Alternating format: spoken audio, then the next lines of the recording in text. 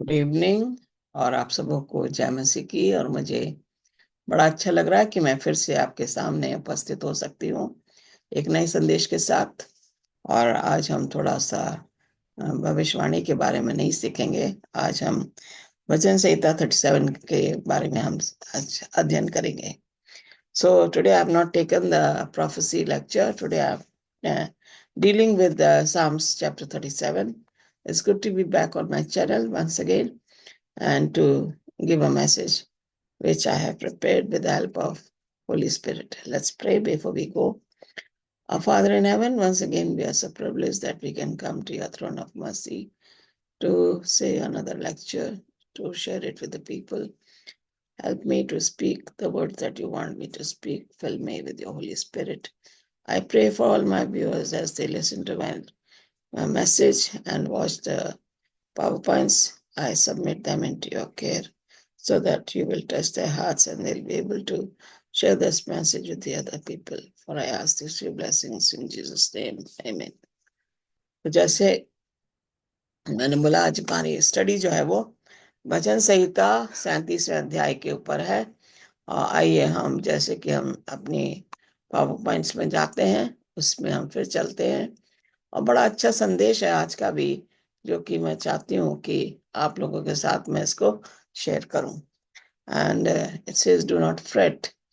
37 का पहला आयत कह रहा है, आप देख रहे हैं कि जैसे हमारे पास कोई परेशानी आती है, and you look at the picture in front of you, you see and waves coming up from the sea, and nobody dare want to go into the waves of go into the sea, and when the waves are high, tide is there. समुद्र में जब लहरें होती हैं तो कोई भी किश्ती में तो जाएगा, पानी के जहाज में तो जाएगा, लेकिन वो लहरों का सामना नहीं कर सकता। क्यों? क्योंकि इसके मन में डर रहता है। Person, when we think of the word fret या डर, जिसको हम कहते हैं, ये क्या, कुकर्मियों के कारण मत कुड़, कुटिल काम करने वालों के विषय डाना कर, क्योंकि वे घास के समान झट कट जाएंगे और हरी घास के समान मुरझा जाएंगे। यहाँ पे बताया गया है कि हमें डरना नहीं है, चाहे हमारे सामने कितने भी कुकर्मी लोग आ जाएं, कितने भी डर लोग आ जाएं, हमें डरना नहीं है। हम ये देखते हैं कि एलीशा नबी के पास जब अरामी लोग उसको चारों तरफ उस शहर को घेर लेते हैं और एलीशा को मारना मांगते हैं, तो उसका सेवक आता है and he says, Master, the whole army has surrounded this area. And the servant was very scared when he looks at the Arameans. And when Elisha sees it, he prays to God to open the eyes of his servant Gehazi. परमेश्वर से उसने दुआ करी कि परमेश्वर मेरे नौकर की आंखें खोल दे, और परमेश्वर ने उसकी आंखें खोली तो देखता है कि अरामी लोगों के पीछे परमेश्वर के रथ और आग उगलते हुए रथ जो है वो पूरा उन्होंने अरामी सेना को उगल दिया, उनके सामने पीछे हो गए। फिर एलिशा ने बोला, God make them blind.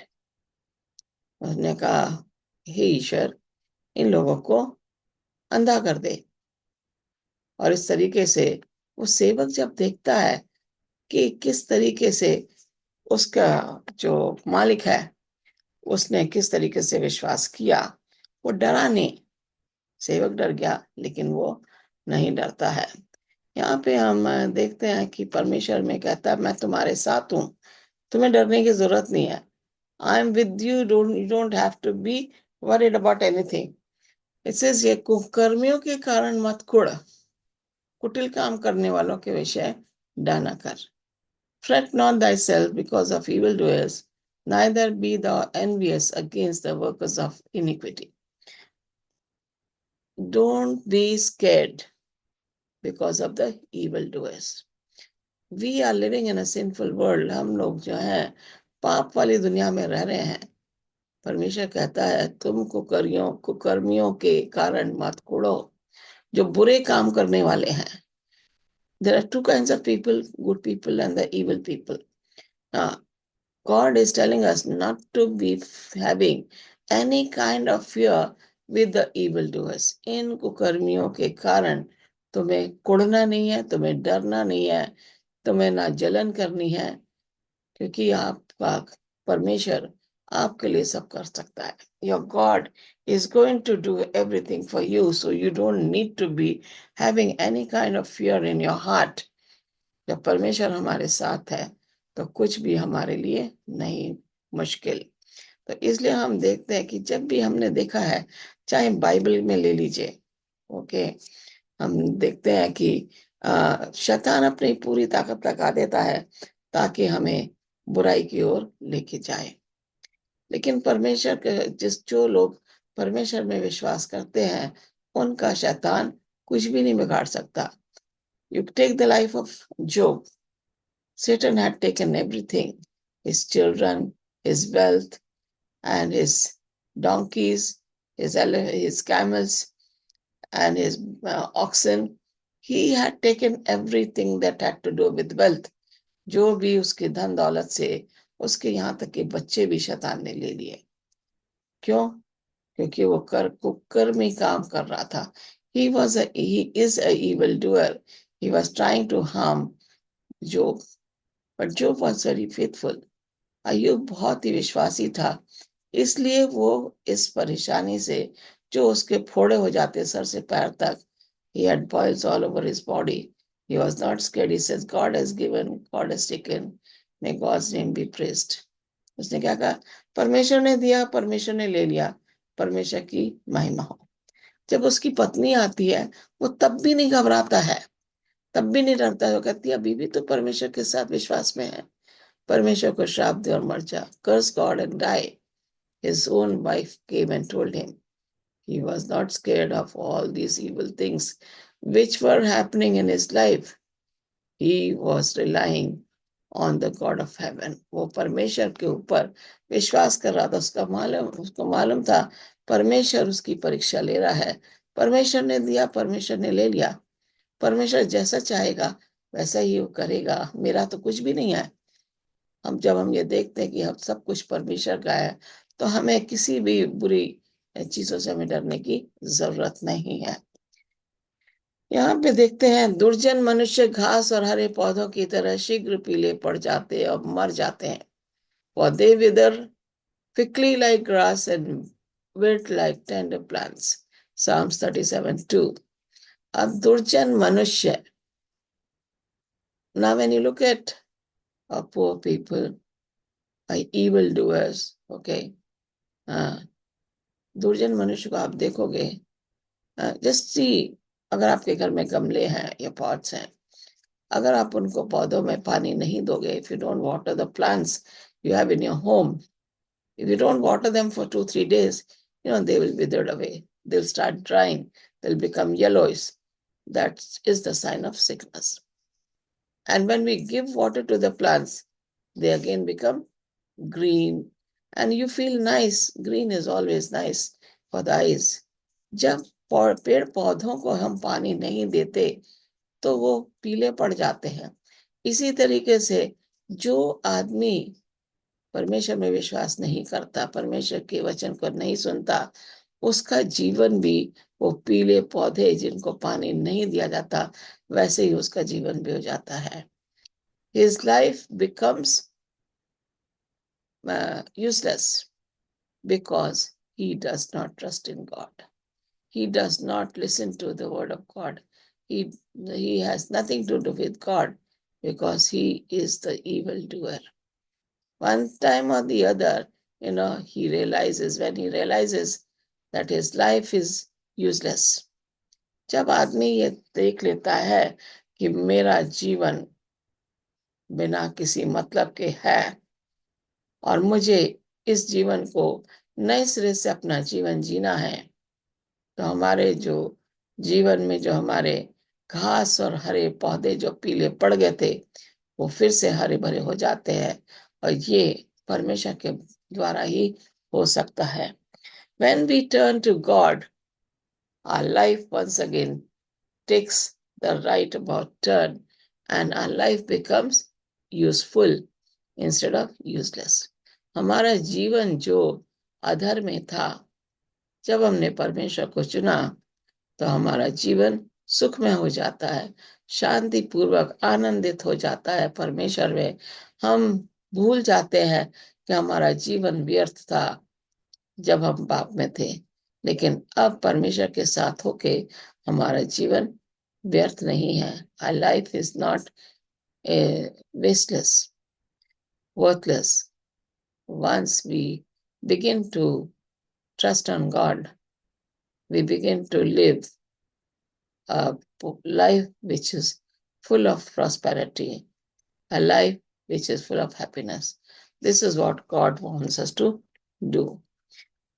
When we look at here, Psalms 37:3, it says, Trust in the Lord and do good, so shall thou dwell in the land, and verily thou shalt be fed. यहोवा पे भरोसा रख और भला कर, देश में बसा रहे और सच्चाई में मन लगाए रहे. Trust in the Lord, okay, it says, and do good, so shall thou dwell in the land, and verily thou shalt be fed. Now it says fed, आपको भूखा नहीं रखा जाएगा, परमेश्वर पे भरोसा रखे.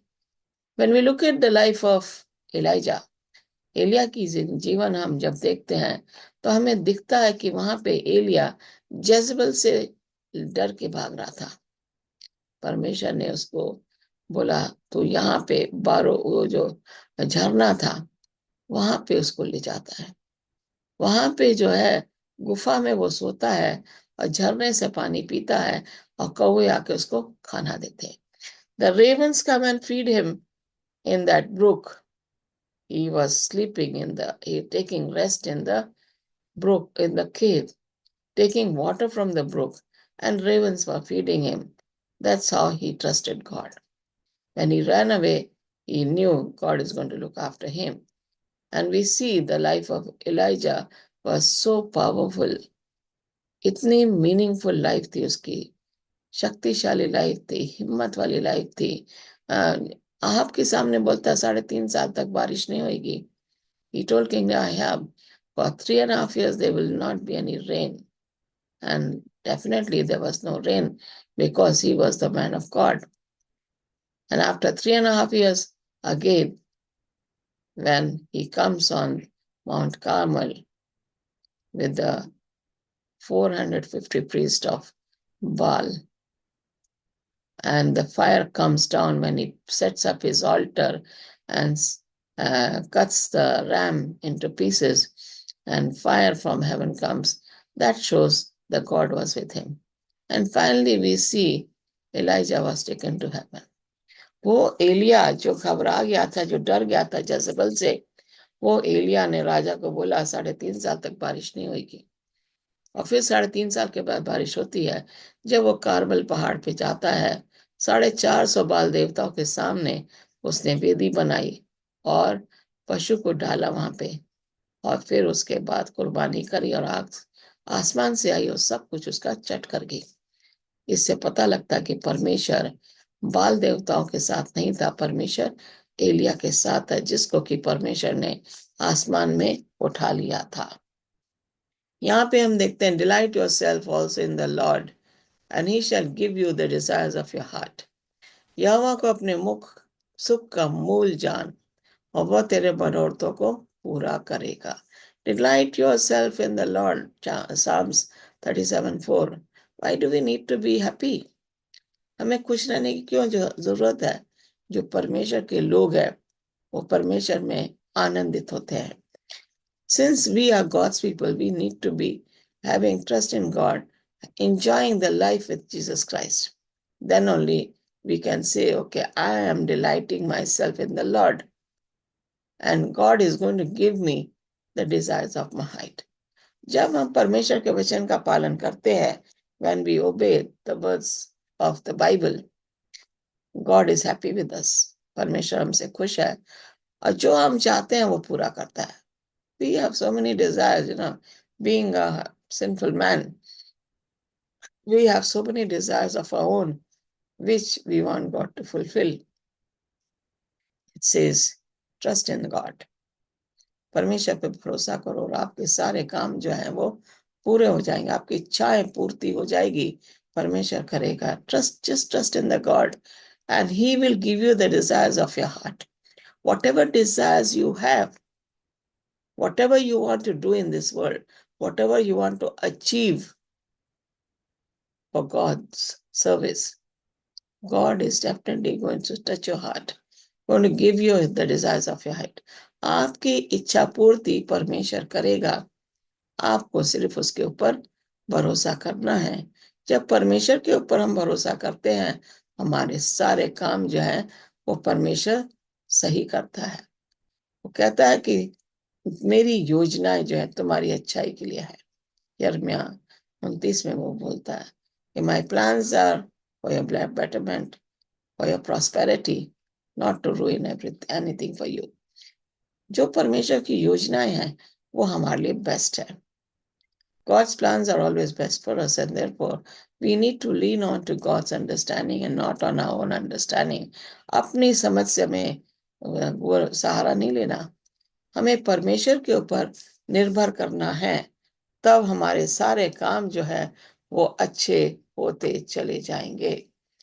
यहाँ कह रहा है, commit your ways to the Lord and trust also in him and he will do it. Commit your ways to the Lord. अपने मार्ग की चिंता यहोवा पे छोड़ और उस पर भरोसा रख, वही पूरा करेगा. इब्राहिम को उर से बुलाया.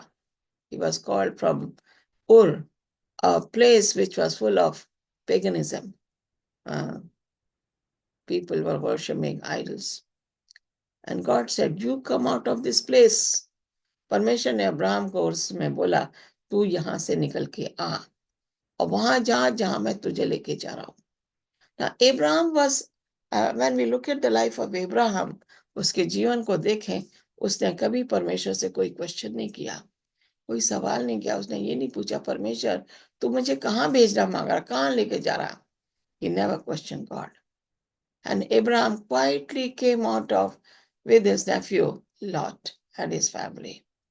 Quietly comes out of the place where he was living, leaving his family, because God had called him. जब परमेश्वर हमें बुलाता है तो वो हमारे मार्ग की चिंता करता है. और हम देखते हैं कि अब्राहम का जीवन कितना अच्छा था, कितना सुघड़ जीवन था. He had a good life. He had faith in God. He never had any questions. Whenever God said, I will bless you, and because of you, people will be blessed. If the people curse you, they will be cursed. So therefore, God had made a covenant with Abraham. Abraham के साथ वाचा बांधी थी, लोग अगर तुझे बुरा कहेंगे तो उनको श्राप मिलेगा, अगर तुझे भला कहेंगे तो उनको आशीष मिलेगी. और उसने कहा था कि तू जो है उसको दूसरी उसकी परीक्षा ली. He told you, take sacrifice your son Isaac. Isaac को ले और माउंट कार्मल पे जाके इसको सेक्रीफाइस कर. अब्राहम ने वहां भी परमेश्वर से क्वेश्चन नहीं किया. He never questioned God. Where you are sending me, how I have to go. He nowhere. He just gets up in the morning, wakes his son, अपने बेटे को उठाता है, सुबह उठता है, काठी पे लकड़ियां रखता है और वो आग लेता है, अपने बेटे और 2 सर्वेंट्स के साथ चल देता है. उसने ये नहीं पूछा, परमेश्वर मेरे पास तो एक ही बेटा है. He never questioned God. God, I only have one son. Why are you giving me this son and giving me and then taking it back? He never questioned. परमेश्वर को उसने क्वेश्चन ही नहीं किया. जब परमेश्वर को उसने क्वेश्चन नहीं किया, आप और हम कौन होते हैं परमेश्वर को क्वेश्चन करने वाले. वो कह रहा है अपने मार्ग की चिंता यहोवा पर छोड़. Commit your ways to the Lord. You don't have to worry about anything. Trust God and he will do everything for you. परमेश्वर हमारे लिए सब कुछ करेगा.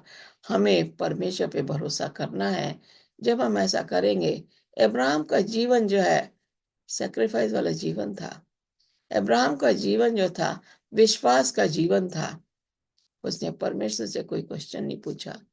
He never asked God for any question. Why God you are doing this to me? but he kept obeying whatever God was telling him to do. सबसे बलिदान जो है हमारा परमेश्वर की आज्ञा का पालन करना. He kept obeying God's word. He kept obeying whatever God told him. He kept doing it. Blindly, he was having faith in God. परमेश्वर पर उसका अंधा तरीके से विश्वास था. उसे मालूम था परमेश्वर जो करेगा वो अच्छा करेगा. He knew what God is going to do. Is going to do best. Why should I worry? मैं अब क्यों चिंता करूं? अपनी चिंता तो मैं यहोवा पे छोड़ रहा हूं. And he will do everything for me. And God did everything for Abraham and his family. God blessed him. परमेश्वर ने उसको आशीष दी, उसके परिवार को आशीष दी. आज जो इजरायली घराना है वो अब्राहम की आशीष क्या वाचा जो बनी थी वही है. The Israelites are followers of Father Abraham. Abraham's name is mentioned in the book of Hebrews, chapter 11, the chapter of faith. Abraham का जो नाम है वो विश्वासियों के जो पुस्तक है, चैप्टर है, इब्रानी 11 में अब्राहम का नाम वहां पे मेंशन किया है क्योंकि उसने परमेश्वर के ऊपर भरोसा किया. He trusted God and so he is known as the God of faith, fathers of faith. He is known to be fathers of faith. I wish we can be called this way. We can have that same kind of faith. काश के हमारे पास भी वही विश्वास हो जो Abraham का था. और वह तेरा धर्म ज्योति की नाई और तेरा न्याय दोपहर के उजाले की नाई प्रकट करेगा. He will bring forth your righteousness as the light and your judgments as noonday. He uses the word light. यहाँ पे वो रोशनी का जिक्र कर रहा है. वह तेरा धर्म ज्योति की नाई. ज्योति जो है हमारे लिए बहुत इंपॉर्टेंट है. वो कहता है कि ज्योति में सच्चाई चलती है, अंधकार में बुराई पनपती है. Righteousness will live in the light, but evil is living in the darkness. रोशनी और लाइफ. परमेश्वर का जो न्याय होगा वो इसी तरीके का न्याय होगा जैसे दिन का उजाला होता है. उसमें कोई पक्षपात नहीं होगा. There will not be any partiality when God is judging his people. And he's going to send his son, Jesus, to this earth. Jesus is not going to put his feet on the land here. He will be in the air and we will be taken up to in the air itself. But his judgment is going to be like the light. रोशनी जो दिन की रोशनी है उसके समान परमेश्वर का न्याय होगा. जैसे दोपहर में सबसे तेज रोशनी होती है, धूप बहुत तेज होती है. The same way God is going to make a judgment, and that judgment is going to do justice for evildoers, justice for righteous people. जो दुष्ट लोग हैं और जो धर्मी लोग हैं उन लोगों के लिए परमेश्वर जैसे दिन का उजाला होता है उस तरीके का उनका न्याय करेगा. आप और हम उस न्याय के लिए क्या हम परमेश्वर के सामने खड़े रह सकते हैं? Can we stand before God when he is judging us? We need to think very seriously. It says here, be still before the Lord and wait patiently for him. Do not fret when men succeed in their ways, when they carry out their wicked schemes. Psalms 37:7. यहोवा पे भरोसा रख और उसके सहारे की बाट जो. तो दुष्टों की सफलता देखकर घबराया मत कर. तो दुष्टों की दुष्ट योजनाओं को सफल होते देख कर मत घबरा. Now there is again, it says God is telling us be still. Okay. Second word he says wait patiently. पहला कह रहा है क्या कर, भरोसा रख और उसके सहारे की बाट जो. सामने क्या करना है, भरोसा रख के चुप रहना है, be still before the Lord. परमेश्वर जब हमसे बात करना मांगता है तो हमें चुप उसकी आवाज को सुनना है। And God wants to speak to us, we need to be quiet, waiting for God's message which He is going to send to us. He says, wait. First is be still, second he says, wait. कहता है इंतजार कर। बाट जाने का मतलब है इंतजार कर। Wait, what I want to tell you. तू दुष्टों की सफलता देखकर घबराया मत कर। Next he says, you should not fret. You should not have any kind of fear when you look at the evil ways of the evildoers. जब तू दुष्टों को देखता है, there is a saying, wicked shall prosper. जब हम देखते हैं कि दुष्ट लोग वो उनको सफलता मिल रही है, वो बड़े अजीब तरीके से फ्रॉड के द्वारा वो उनको सफलता मिल रही है, सफेद को काला करके, चोरी करके या दूसरे तरीकों से वो सफलता हासिल कर रहे हैं। जब हम ऐसा देखते हैं कि दुष्ट लोग जिनको सफलता मिल रही है, the evil doers, when they are succeeding in their ways, we don't have to look at them.